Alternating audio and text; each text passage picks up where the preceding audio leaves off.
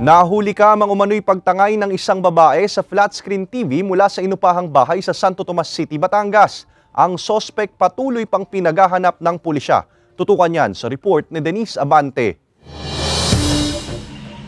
Pinaghahanap ngayon ng Santo Tomas City Police ang 34 anyos na babaeng ito na kinilalang si Jam Camille Omerez, residente ng Barangay Kapalong, Real, Quezon, matapos umanong nakawin ang isang flat screen TV sa inupahang bahay sa Barangay San Pedro, Santo Tomas City, Batangas. Sa investigasyon ng pulisya, alas 12 noong December 29, 2023, nang rentahan ng suspect ang transient house na pagmamayari ng biktimang hindi na pinangalanan ng pulisya. Mag-aalas 2 ng madaling araw nitong January 3 nang puntahan ng may-ari ang paupahang bahay at dito na niya nadiskubre na nawala na ang kanyang flat screen TV.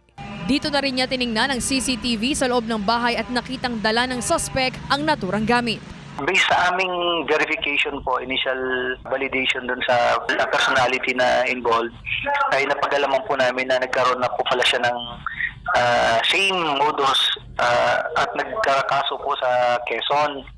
So, nung chinek po namin sa ating database, meron existing warrant pa rin siya for theft din po. Ganitong modus din po na ninanakawan po yung mga bahay na inuupahan niya. Kita rin sa CCTV footage ang suspect na nakasuot ng kulay pink na t-shirt habang isinasakay sa umano'y inupahang tricycle ang isang bag na nooy naglalaman ng ninakaw na flat screen TV. Matapos nito muli pang pumasok sa loob ng bahay ang suspect bago umalis, sakay ng naturang sasakyan. Nahaharap siya ngayon sa reklamong theft habang patuloy pang inaalam ng pulisya ang kinaroroonan nito. Abiso naman ang otoridad sa mga residente. Sana po ay maging mapanuri po dun sa ating mga kinukuha kong mga kliyente o customer sa mga ganitong paupahan kasi hindi natin alam na yung pala may hidden agenda. Sinusubukan pa ng GMA Regional TV Balitang Southern Tagalog na makuhanan ng pahayag ang biktima.